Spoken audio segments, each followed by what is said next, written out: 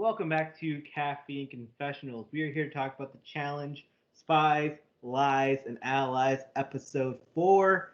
My name is Allan. I'm one of your hosts, and I'm joined by my lovely Canadian co host, Miss Nikki Sin. Hello, hello, hello.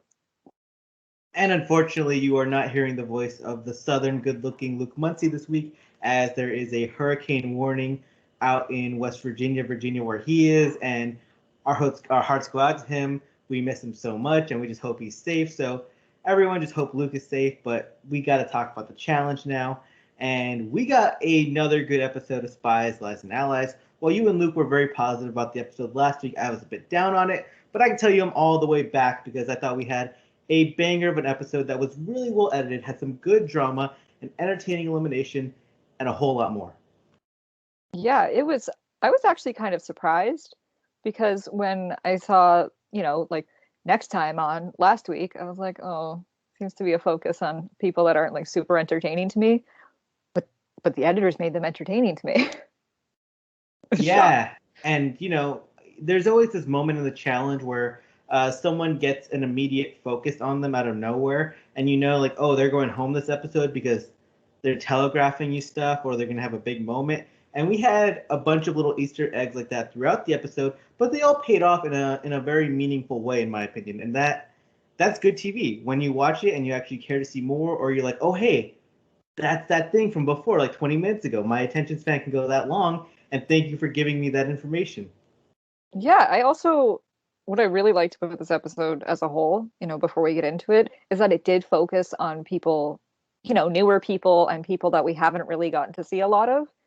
And again, I was shocked that I was so entertained by it all. It was a mix of new people and then old existing relationships, and it is fascinating when there are new wrinkles to stuff that's a bit played out, and when you see things blow up like we did at the end of this episode.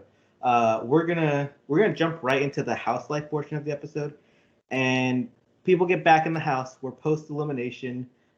Michelle and Corey both are fully aware that the target is on them. We see some a little bit of hookup showmance between Michelle and Emmanuel, and that is something I'm really enjoying because they just make a very good couple together. They have a very good vibe. Yeah, and their aesthetic alone, beautiful.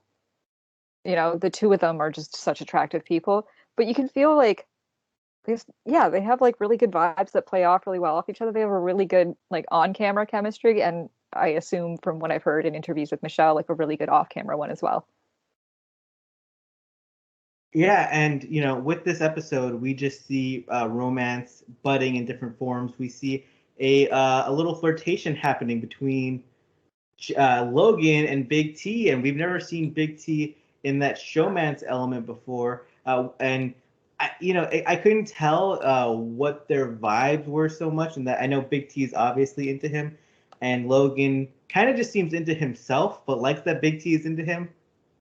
Yeah, it kind of seemed like he was like looking into her eyes, but just maybe there was a reflection of himself there. I liked the idea of them together because it feels like Big T is really being alienated by all the vets, and I feel like maybe Logan is feeling that way too. There doesn't I don't know why the rookies don't just all power together. It doesn't Well, make any sense to me. you have someone like Logan who's like such a big ego that he's like, oh, I'm just awesome at everything I do, and he is. He's a very talented, beautiful human being, but Yeah. he doesn't think he needs an alliance. He thinks that like, oh, I'm Logan, I'll exist, and that's part of why the rookies aren't on the same page, because you have Gabo who's clueless, Logan who thinks the world of himself, and even Emmanuel who's like, I think people just like me, and hopefully that'll just get me far. And yeah, it's tough because then you have the other end of the spectrum, and you have Corey Lay who's just talking like, man, life sucks. Like I got the target from day one. I did not get a veteran partner, and because of that, people are just gonna go after me again and again. I really do feel for Coriel, but the target that's on his back is it's so big, and it's definitely one because he's in a rookie pairing, but two, he beasted that first elimination. And I think And, a lot of the rookies that are staying like in the middle, I think they're going to go a lot farther. Just like nose down, keep a little quiet. Yeah, and he killed that swim with Michelle. They came in second place by just a few seconds. They're obviously good players. It's frustrating to see. And then in other house life stuff, we see Devin and Kyle bonding, just talking about it. It is a bit of a gameplay talk, but they're just like they're broing out together. And I think one of the funniest moments later in the episode is Kyle says like, "Look, we didn't even choose to be best friends. We just ended up sitting next to each other and we're best friends because we're both dickheads, according to Kyle." That whole that whole conversation, whether or not production like pushed them to go have it or not. One, just last week we had to stare at Devin's feet. This time it just rocking a bulge, front and center. But the whole dynamic between the two of them is so funny because Devin's like, "Ugh, like we gotta get Corey out. He's doing it for his kids," and I was like, "Oh my god, he he's Corey on was his rocking. Corey was rocking his bucket hat in that scene. It looked real cool, real clean. And yeah." I have a friend on Twitter who's like her two biggest crushes are Kyle and Devin. I just thinking like this is her wet dream. And then they mix Devin and Kyle's faces together to create Dial, and that is my nightmare because it looked like Johnny Bananas with slightly less of a forehead. It was atrocious. Was it scarier than Nelson saying "Come home to daddy"? Because I got that in the previously on. I was like, well, they're not going to show that again. And I was like, oh no, it's spooky season. It's they're both nominees right now. If there's like a creepiness championship, they have two spots. They have the gold skulls. They can run our creepiness final. Let's not talk about it anymore though, because uh, for other stuff going on in house life is we see Amber B's relationship with the Big Brother players um, post double agents, and she has these conversations with Casey where she's like, I just didn't like how people were saying that I was carried by the Big Brother Alliance. I feel like I carried my own. And she mentions Fessy as someone who's saying that. But you want to know who really was saying that Amber B was getting carried? Miss Casey. No, I'm not saying Miss Casey. Us, the fans, Oh, the viewers, the podcasters. We were saying Amber B was getting carried all season. And now she's here to shut us up. She's bringing some charisma. She shut us up by winning, and now she's bringing some personality. I'm liking this Amber B, and I mean, like, she's making me eat crow, and I'm cool with that. she's still just Amber B though. There's no other Amber. There's no reason for us to be calling her Amber B. But I she guess it would got, be confusing if you're like not super caught up. and she even got called Amber B at the end of this episode too, and we'll talk about that later. But yeah, I am impassioned by Amber B just throwing herself fully into the show now that she had the chip on her shoulder being an alternate after becoming a champion. She wants to show out, and I like that she's creating this rivalry and storyline. And she's like, yeah, I don't trust these people because even though they got me far, they trashed on me. They didn't make me feel like they were part of them. Yeah, she definitely watched Double Agents and was like, wait a minute. Because there was that conversation between Fessy and Casey, which is why I was saying that Casey was also saying that she was being carried. And the one qualm I have with it all is that in that conversation, Amber backs down just a little bit because Casey was like, "Who is saying that?" And she's like, "Well, Fessy was saying that." I'm like, he wasn't talking to himself. Call her out. Yeah, and in her confessionals, Casey even says like, Amber B, you got to understand, you're fourth out of the four-person Big Brother alliance, and I mean that's just Casey being transparent. And it's funny because she does say that like, Amber, I'm not going to tell you everything I tell Josh and Fessy because there's stuff that Casey doesn't even tell Josh and Fessy, and they're the number one and two to her alliance. Uh, she's very good at this game, but it does come off as a little condescending. But she is good at it for a reason. She doesn't show everyone all her cards. Yeah. What throws me off constantly, there's no Big Brother alliance. So Amber's bottom of the totem pole in the Big Brother alliance, but there's no Big Brother alliance. I'm single. Her girlfriend back at home, she's not single. I'm not dating Nani. We're just hooking up. Dating Nani now. I just which feel I, bad edit wise for her. Which I gotta say, there's a cute Casey Nani moment at the club later in the episode where you can see Devin and Josh talking, and in the background, Nani's in her dress, and then Casey's just holding her hand, and that's yeah, they're dating. They're obviously dating, so The that's neck what's kiss going give it on. away to me. Yeah, and That's not the only one getting kissed, though. We got Amber B and Jeremiah, and it's just two hot people being like, "I'm hot, you're hot, you're cool, I'm cool, let's make out," and I love that. It was I'm watching Jeremiah talk about her too.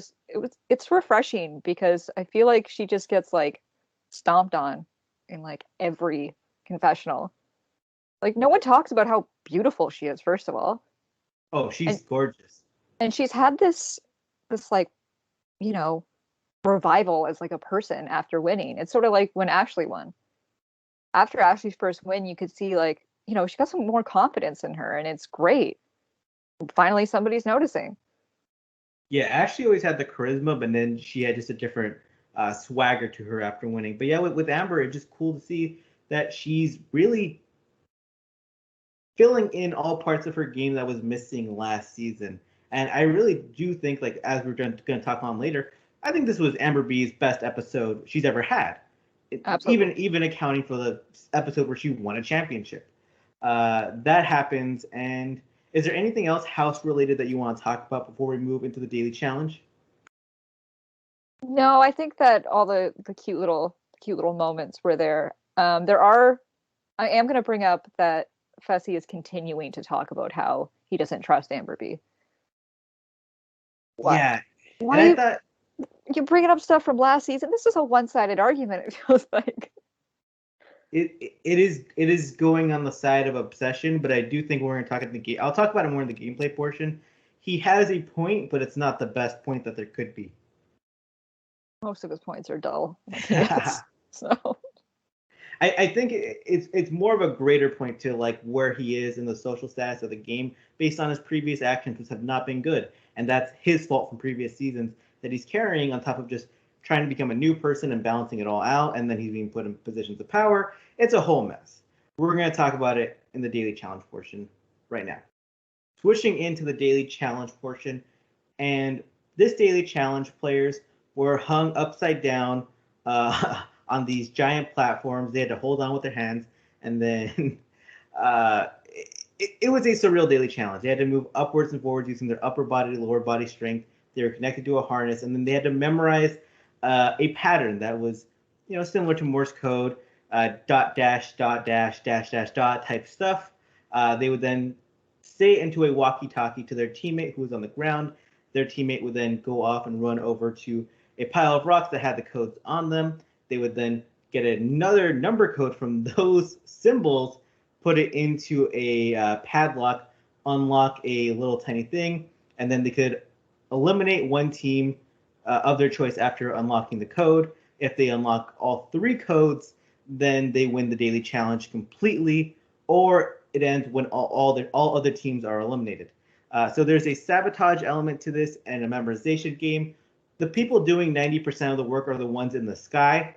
And yeah, that was the daily challenge. It was visually cool. It kind of reminded me a little bit of a Mission Impossible type thing. And I know people are really tired of the spy stuff, but I liked it. yeah, there was no explosions this time, and there was just like so many good moments. Like Amanda had some great like one-liners.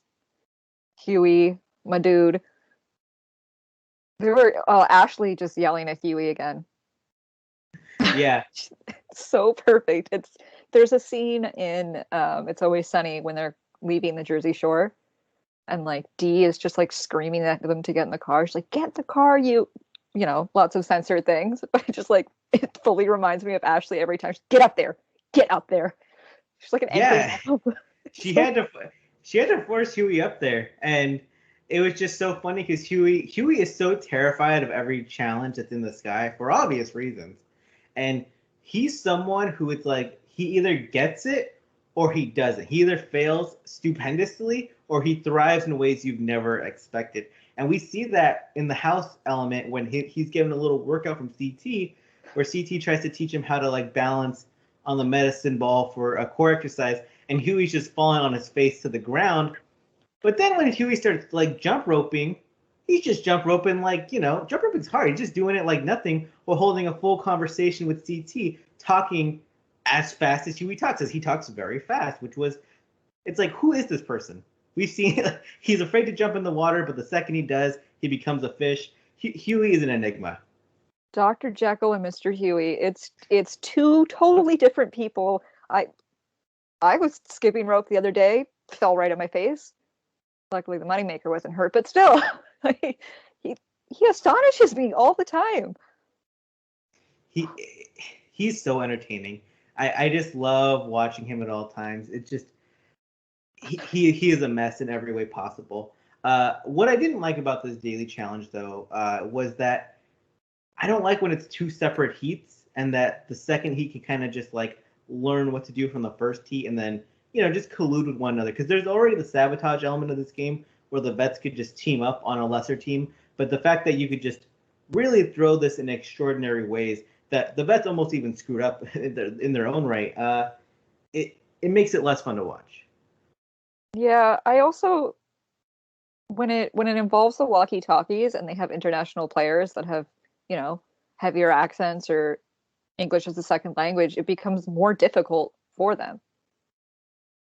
And Yeah, I mean, I felt for them. no, Burno literally said like, yeah, in my country we don't say dash or dot, we say point and line, and it's probably translated to whatever, one of her four languages. I do think in that moment, like I felt bad for her because there was like the translation problem of you want to say point in line instead, but also I think if you had said point in line, CT would have figured it out.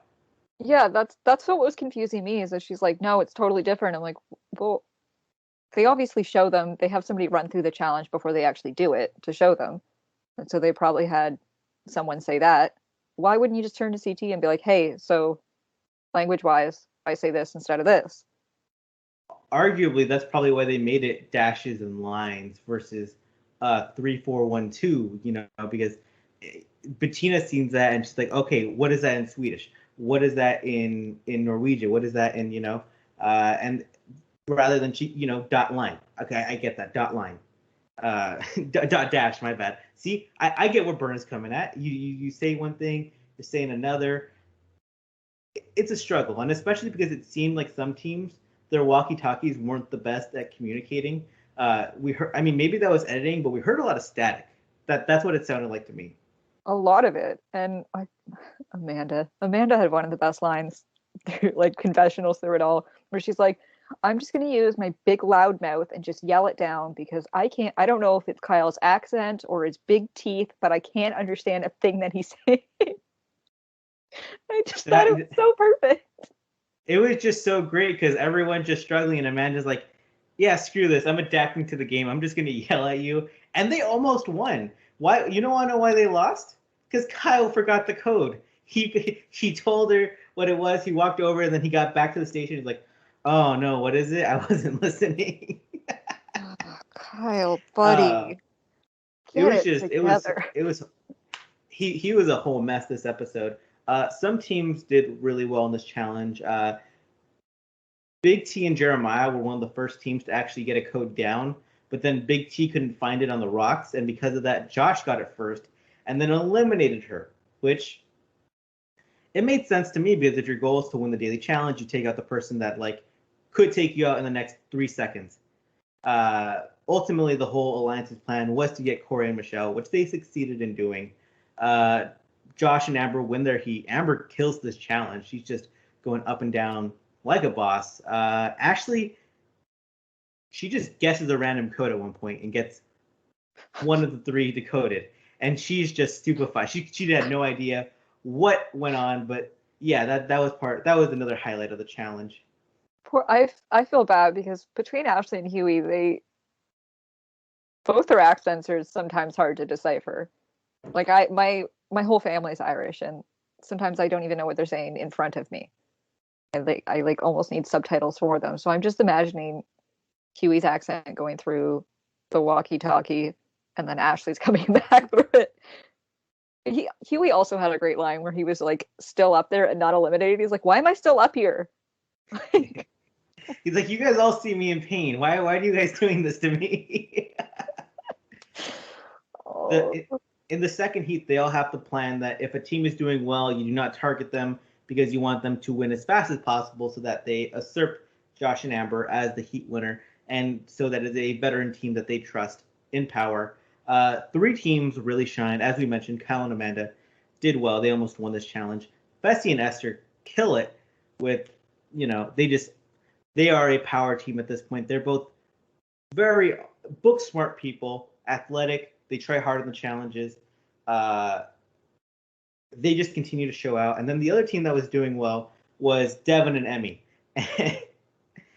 And when Devon, after Devon, right before they were about to get their second code done with, Kyle, he goes to sabotage a team, and he doesn't know who to pick. He considers sabotaging Fessy, but Fessy yells like, "Hey man, we're building trust. We're a vet alliance now." And in this scrambling, Kyle just accidentally, he just puts his he sabotages Devon and knocks out Devon and Emmy, which pissed off Emmy like crazy. Emmy was cursing out Kyle for the rest of the daily challenge. She thought she'd been stabbed. She thought she'd been like shot. She was JFK like got up and was very upset. I thought she had been stabbed or something. Explosive Emmy, she really went off on him. She was like, "You snake," going on, like getting so mad. You would have thought that her like life was ending. To give Kyle some sort of credit, because everybody was like, "Oh, he's a snake," so everyone's going to realize maybe he just looked at Emmy's name. Yeah, I don't. He definitely was trying to keep all the Veteran Alliance cool and to like not be a snake, because if he had just gone for Fessy, then it would have just like, continued the issues that those two have had in the past. Whereas I think he thought he could get away with Devon as like a joke, or even as seeing them as a threat, and they wanted to win. But it was a bad choice, and because you got Emmy just going.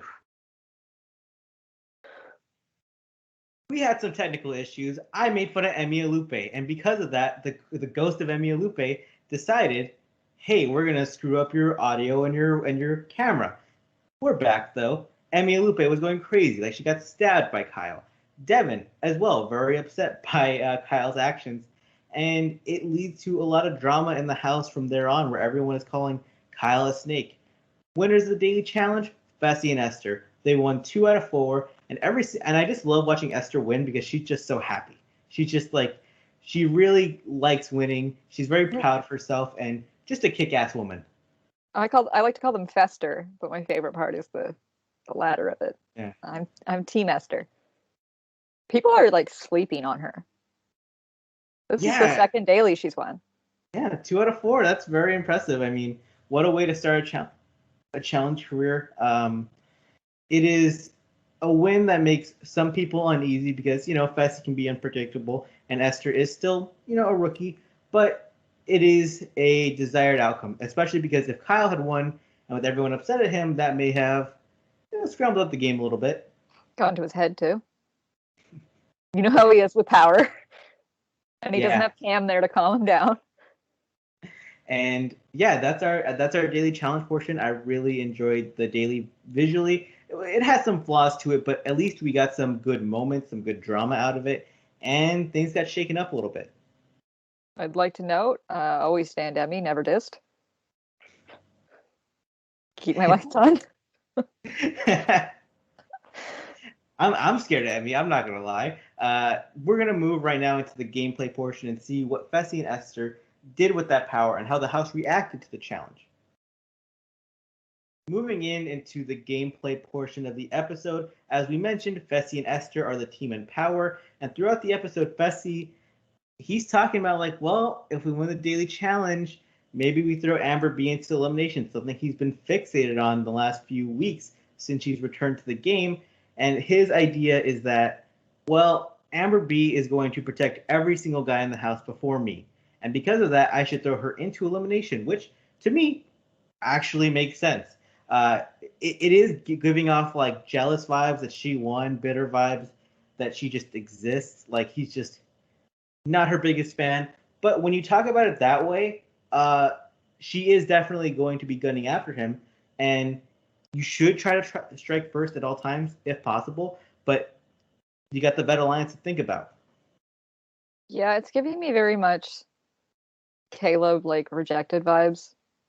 Like, did we miss something where like Fessy like hit on Amber and she rejected him, or That's the feeling it's giving me personally. I did appreciate that he did go out and he's like enlisted every guy in the house that Amber would have their back instead of him. So from a logical standpoint, he is not wrong in that like Amber would be going after him first. But then I think one of my favorite moments of the episode is that they mention a vet alliance and then they show the picture of all 15 vets in the house just on one screen. I'm like, oh, thanks MTV. We really needed that. Yeah. Also, it was weird that Big T was in it, even.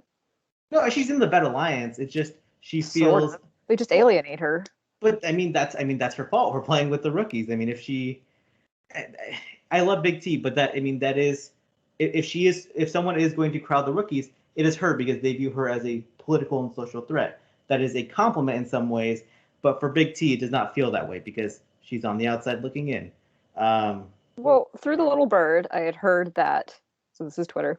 I had heard that the Vet Alliance was created before the season even started, before the challenge started, and that Kyle was the one that told her about it because no one told her.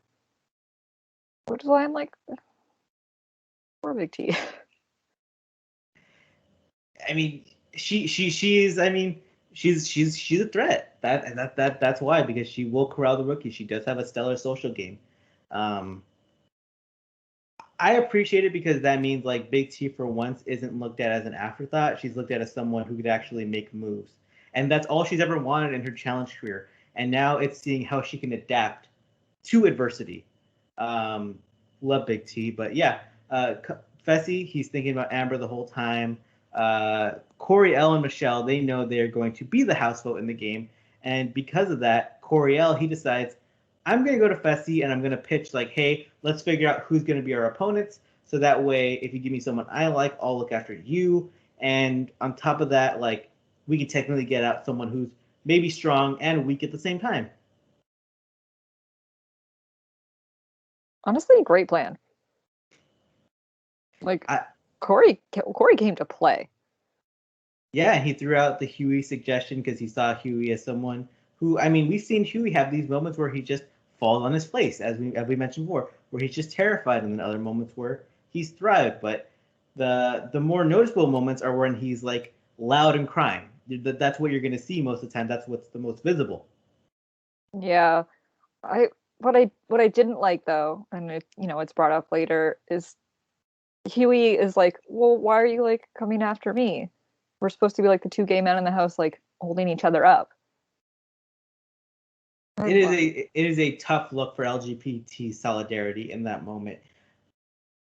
The problem is when you're Huey and you come in last in the first challenge and you're crying, like, why isn't anyone let me go yet? People might think you're a little bit weak, and that's the game. So from a solidarity standpoint, those two, the bond was broken, but Corey's playing the game, and that's what I appreciate about him, that he wants to stay in and make moves. And I mean, Fessy hears that. He's like, okay, Huey, I don't think Huey's that strong. That's what Fessy thinks as well. And he's like, well, this would be a great time to throw in Amber because I know we have the veteran truce, but if I throw down Amber with someone I think is weak, then I get two birds done with one stone. We have Corey potentially protecting us if they win and get a strong partner by stealing someone. It is a great plan on paper. Yeah, they're also to know Corey L. When he mentioned what female should go in, he said Bettina. Well, how will we hear her laugh then? You can't get rid of her. How do we hear her laugh? Also, because this isn't a skull season, you can bring the layups in. You can pull the Jay and Jenna, where you like. There's some people I'd prefer to see in a final. Do you want to be running next to Huey? Yeah, Devon says that in the episode. He tells Josh, like, hey, my best friend Josh, the reason we want to be aligned together is because my only way I'm going to win a final is that if I'm running it against you, which is like, what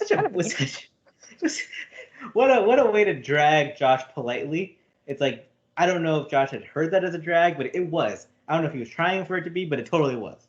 I want to see you in a final. I want to see you get there so that I can beat you. Bit mean? honest. He's right. Mean. There's that puppet. They're puppet master again.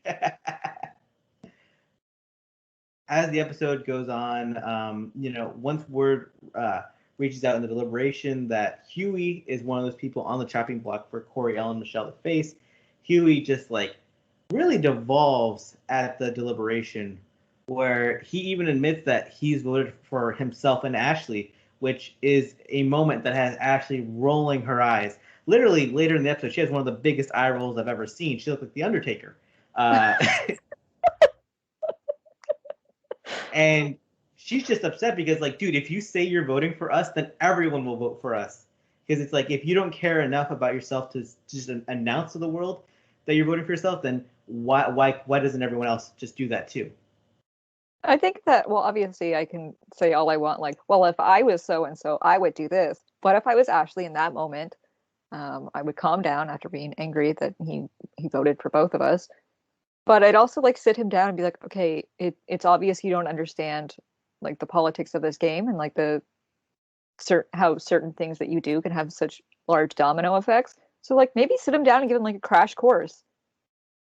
I feel like that's what a lot of the rookies could use from their vet partners. And he just the meltdown he had in that.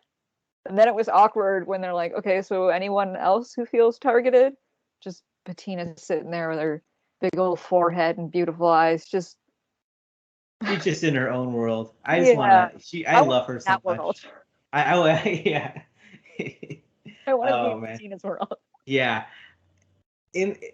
Also in this moment, not in this moment, but earlier in the episode, before Nany and Gabo went to the daily challenge, Nany's like, I think we're one of the teams more on the outside of this group, and Gabo's like, what? We're gonna get targeted? It's like, yeah, Gabo, we're gonna get targeted. And then he pats her on the head like a dog, because I mean, he's just a big 8-year-old. That's all he is.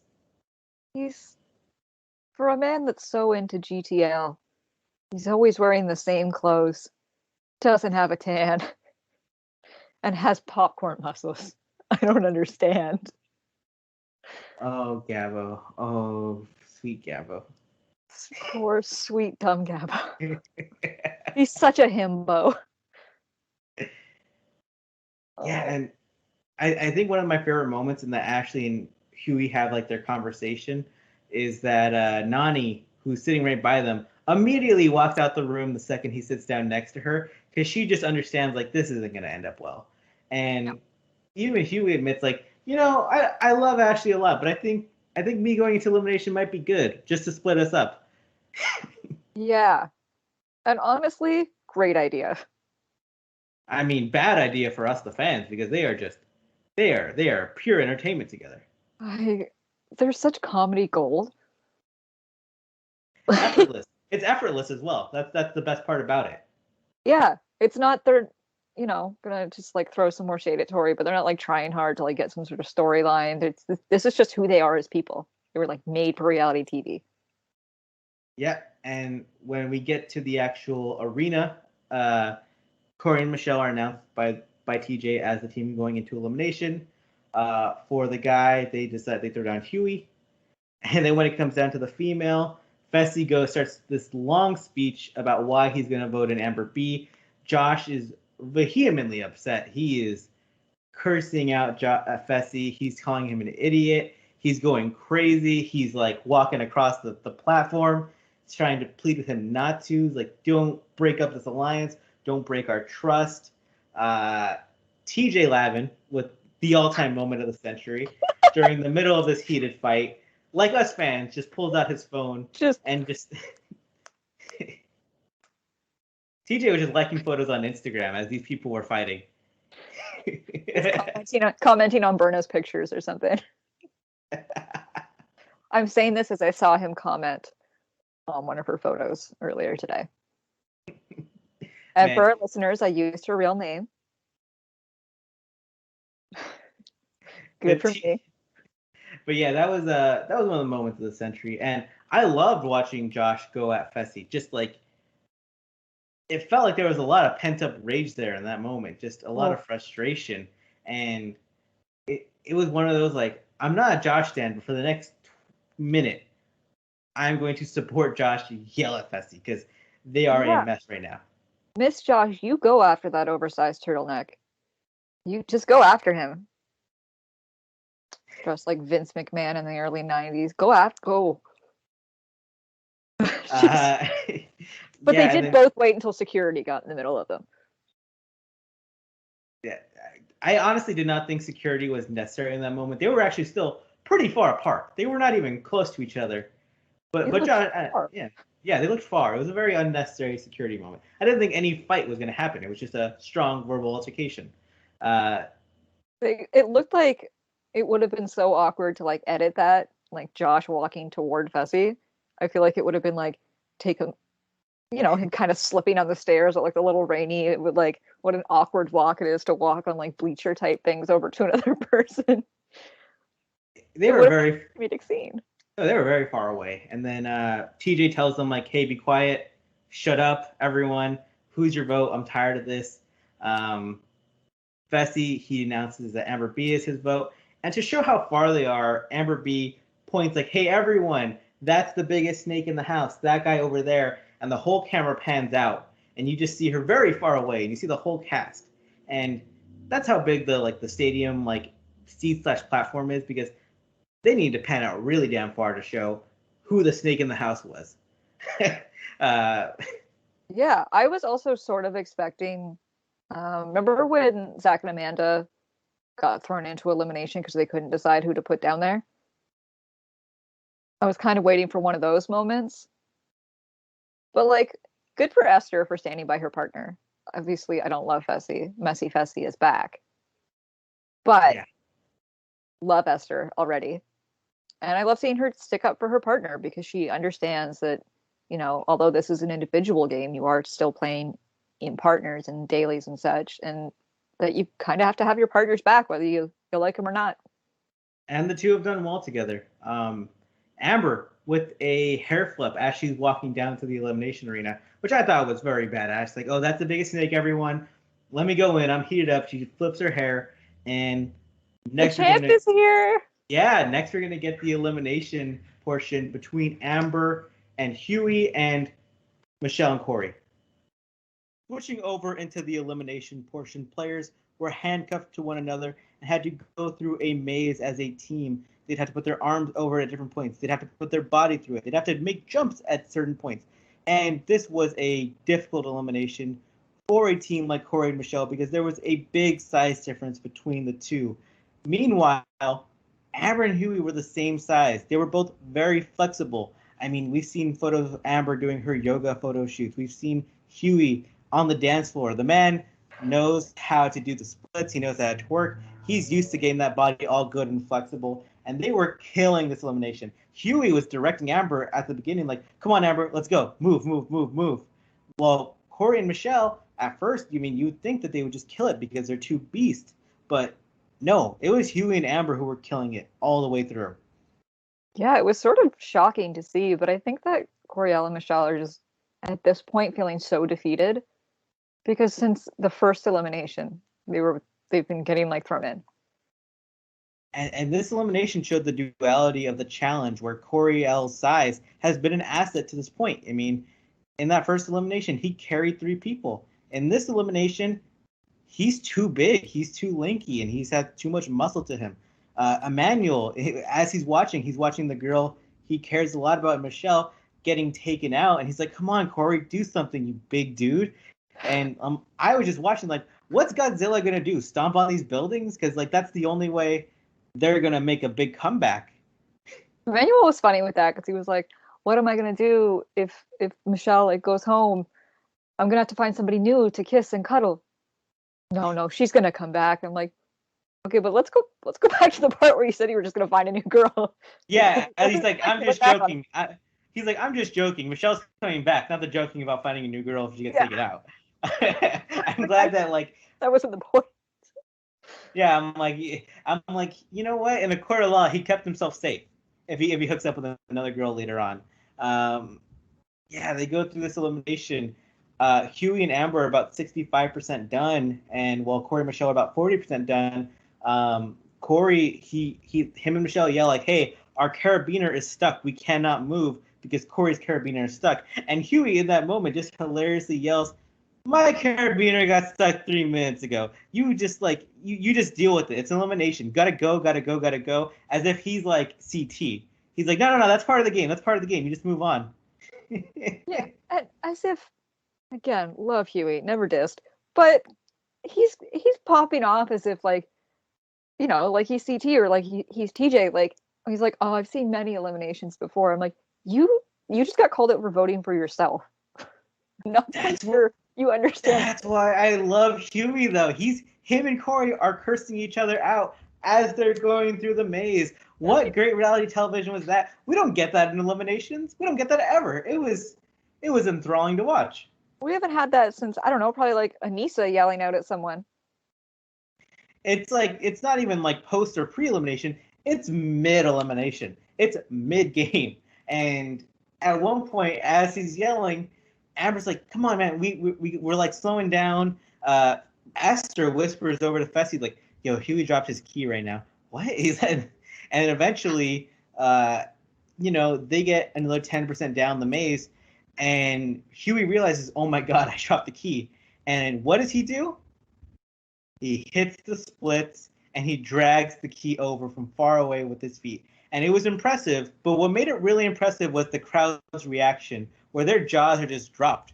Kyle is just staggered. Like, how did this man just do this right now? Kyle is all of us in that moment. Because I was like, I like looked away for a minute, and it was like, oh. Then he does the splits. I'm like, he what? He did the what? Yeah. He did a full left split, and that was very seamless. It wasn't, he just like grabbed it over, swept it over, and they get through the rest of the maze, and they win the elimination. Huey and Amber win the elimination, and immediately after, Huey decides to curse out Corey. He's like, you thought I was the weakest, and I just sent you home. You shouldn't have been playing against me. You're the reason I went into elimination.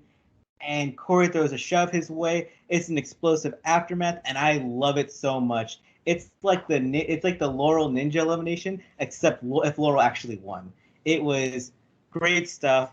And what disappointed me was TJ Lavin being like, hey, that's not how you're supposed to win. That's not how you're supposed to conduct yourself. Love you, TJ. Go to check your phone in that moment, because that was great reality television. Yeah, they ate and left no crumbs. TJ, what do you mean that's not how you're supposed to do it? Again, not a real sport.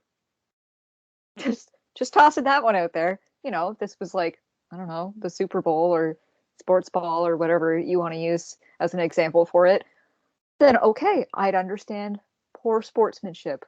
No, this was a Super Bowl for Huey. He just won the Super Bowl, and he's acting like he should. He should be hyped. Yeah, if I was Huey, I'd be acting the same way, because like he gets thrown down there, and it's not like he got thrown down there because of like bad politics or something. He was just like, he was told, they were like, okay, you're the weakest, you have to go in. He was barely getting support from, even like his own partner. He wasn't getting support from anyone. Yeah. And then he pulls off this win against arguably one of the like most fit people on this season. And Michelle, two-time Survivor champ, all-around beast of a human. Yeah, so... Two-time Survivor finalist, one-time Survivor champ. I just know someone will correct me when I say that. And it would have been me. It's a big win. Amber B also, she killed this episode because she came in second place in the daily challenge. She won her heat, then wins this elimination against two strong players, hooked up with someone that they thought would, bring her down. She has a swagger to her. She's got a showmance going on. Amber B, MVP of the episode. I mean, Amber B and Huey, double MVPs this episode. Only heartbreaking part of this is that we lose Michelle Fitzgerald, who we love Corey too. I want to say that, but Corey took the L in this elimination. Losing Michelle as part of it, it breaks my heart. Yeah, no, Emmanuel's gonna have to find a new girl. He does come down notably, give her a kiss goodbye, tells her he loves her for. I don't think he meant like I'm in love with you. I think he just meant love you, bye. Yeah. But poor Michelle, her confessional was really emotional. She was like, it kind of just felt like nobody was rooting for me. It's tough, but she will be back. I mean, the fans love her. MTV loves her. She's just, I mean, she's a dynamo, and I'm glad she's going to be a fixture in our lives, even more than she's already been with Survivor. So I I'm no excited to doubt have. agree and think that Coriel will also be back. Agreed. They're both great additions to the show, and I mean, if Huey loses this elimination, I think there's a chance we never see Huey again. Whereas like this elimination win, like it puts some legitimacy on his name. He's been very entertaining. Huey, he's working his way into the hearts of challenge fans. I love it. And then after the elimination, they have to pick new partners. Ashley's like, Huey, God, no, don't you dare come back to me. Please no, please no, please not me. Like the opposite of Devon being like, pick me. No, no, not me. Love you, but no. And Huey goes with a very savvy pick in that he takes Nany as a partner, knowing that Nany will like keep him safe because no one's going to make Nany the house vote. He could still get put in as the power vote like he did this week, but at the very least, the house loves Nany too much to vote her in. Yeah, and let's go back right then to Q Gabo being like, I'm safe. No one's going to put us in. I have Nany. Nany as a shield. This did not age well. Nope, aged like milk. Oh. Amber B, she takes Devon, who's been stolen for the third time this season. And hey, as we said last week, if anyone's running this political/social game right now, it's Devon. And because of that, yeah, he's not going to be the house vote, so she's safe for at least 1 week before someone else steals Devon next week. MVP, #1 draft pick. Just it went from a joke to like it just become true. It just and Emmy, she looks like she's gotten stabbed again, and I'm afraid of our Wi-Fi being taken out for the 18th time this episode because we just talked about Emmy, but it could happen. Who knows? She gets Gabo as a partner, and that means Emmy and Gabo are going to be the house vote next week. What a mess of a team. Oh, like Gabo has no idea what's going on. Emmy is explosively emotional. Emmy is the opposite of Nany as a partner, so I don't know how Gabo will do. I'm afraid of what will happen to Gabo if he tries to pet Emmy's head.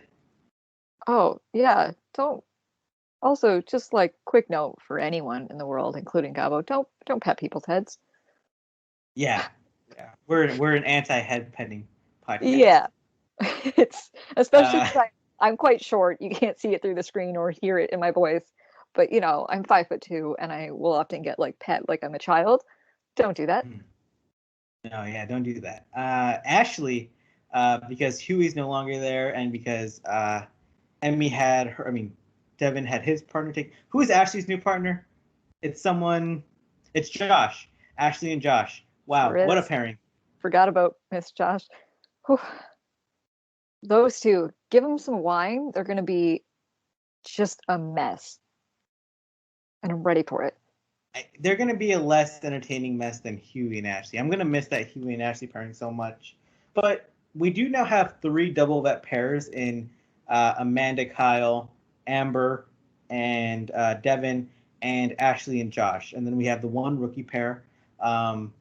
If that rookie pair were to win a daily challenge, we go down the rabbit hole of who would be the house vote. And that's either going to be Jeremiah and Big T, or a pairing like it's going to be Jeremiah and Big T. I can't think of another team. Maybe they'll have maybe it'll be High T, and that'll be the daily challenge, and then Big T will pull the win. Yeah, that scenario is still a bit far away, but I don't know. That was our episode for the week. I mean, the elimination and all the drama that came out of it and the aftermath and during was so entertaining to watch. And it's a testament that when you keep things simple, their characters can shine bright. When you overcomplicate things, then it becomes a bit convoluted to watch. I thought it was a great episode. I'm giving it an 8.5 out of 10. What about you, Nikki? I'm giving it a 9. That Irish pride with Huey, but also, just without the skulls, it's so much better. Yeah, and people are getting tired of the veteran alliance, but I like it because that feels very classic challenge house where you just throw the rookies in. That's what we grew up on as fans, and I love how people are like, oh, this isn't how the challenge used to be. I'm like, no, this is how the challenge used to be. This is how Yeah, like people earned their stripes. This is how people became legends, and I find it a very throwback game, and the vibes in the house are fun. I'm just enjoying a lot right now. hot season pool parties, earn your stripes. I'm just it's chef's kiss. Yeah, and that's our episode for the week. Make sure to subscribe to us on YouTube at Caffeine Confessional, Spotify, uh, Instagram, Caffeine Confessionals Podcast, Nikki on Twitter at the Nikki Sin, me on Twitter at the Allan. Have a great day, everyone, and keep watching the challenge because, yeah, there's going to be a lot of good stuff this season. And we love you, Luke. We love you, Luke.